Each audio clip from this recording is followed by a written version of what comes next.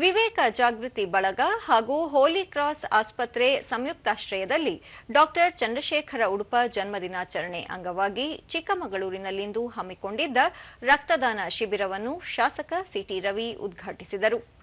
ಈ ವೇಳೆ divine spark ವಿವೇಕ ಜಾಗೃತಿ ಬಳಗ ಅಧ್ಯಕ್ಷ ರಾಜೀವ್, ವಿವೇಕ ಜಾಗೃತಿ ಬಳಗದ ಸದಸ್ಯರು, ವಿದ್ಯಾರ್ಥಿಗಳು, ರಕ್ತದಾನಿಗಳು ಶಿಬಿರದಲ್ಲಿ ಪಾಲ್ಗೊಂಡಿದ್ದರು.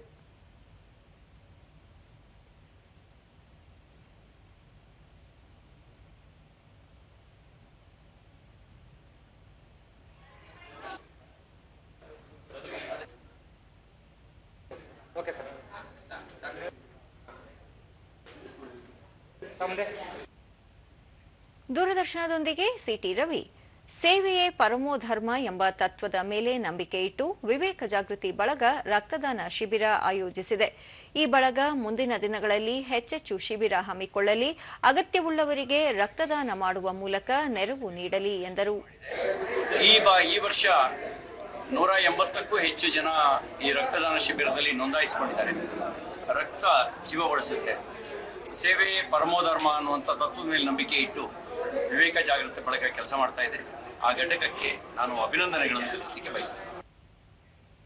ರಾಜೀವ್ ಹಲವು ವರ್ಷಗಳಿಂದ ರಕ್ತದಾನ ಶಿಬಿರ ಆಯೋಜಿಸುತ್ತಿದ್ದು, ರಕ್ತದಾನಿಗಳ ಸಂಖ್ಯೆ ದಿನದಿಂದ ದಿನಕ್ಕೆ ಹೆಚ್ಚುತ್ತಿದೆ.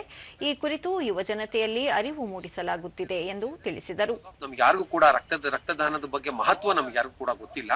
ಹಾಗಾಗ್ಬಿಟ್ಟು ಮುಂದಿನ ದಿನಗಳಲ್ಲಿ ಈಗಲೂ ಕೂಡ ನಾವು ರಕ್ತದಾನದ ಬಗ್ಗೆ ಸಾಕಷ್ಟು ವಿಚಾರಧಾರೆಗಳನ್ನ ಅವೇರ್ನೆಸ್ ಕ್ರಿಯೇಟ್ ಮಾಡ್ಬಿಟ್ಟು ಪ್ರತಿ ವರ್ಷ ನಮ್ಮ ಈ ಹೌಸಿಂಗ್ ಬೋರ್ಡ್ ತ್ರಿಮೂರ್ತಿ ದೇಗುಲದಲ್ಲಿ ಬೃಹತ್ ರಕ್ತದಾನ ಶಿಬಿರ ಮಾಡ್ತಾ ಇದೀವಿ. ಜಾಗೃತಿ ಬಳಗದ ಸದಸ್ಯರಾದ ನಂದಿನಿ ಬಾಬು, ರಕ್ತದಾನದ ಬಗ್ಗೆ ಮಹಿಳೆಯರಲ್ಲಿ ತಪ್ಪು ತಿಳುವಳಿಕೆ ಇದ್ದು ಆ ಕುರಿತು ಜಾಗೃತಿ ಮೂಡಿಸಲಾಗುತ್ತಿದೆ. ಎಲ್ಲರಂತೆ ಮಹಿಳೆಯರು ರಕ್ತದಾನ ಮಾಡಬಹುದು, ರಕ್ತದಾನ ಮಾಡಿದಲ್ಲಿ ಯಾವುದೇ ತೊಂದರೆ ಆಗುವುದಿಲ್ಲ ಎಂದು ಹೇಳಿದರು.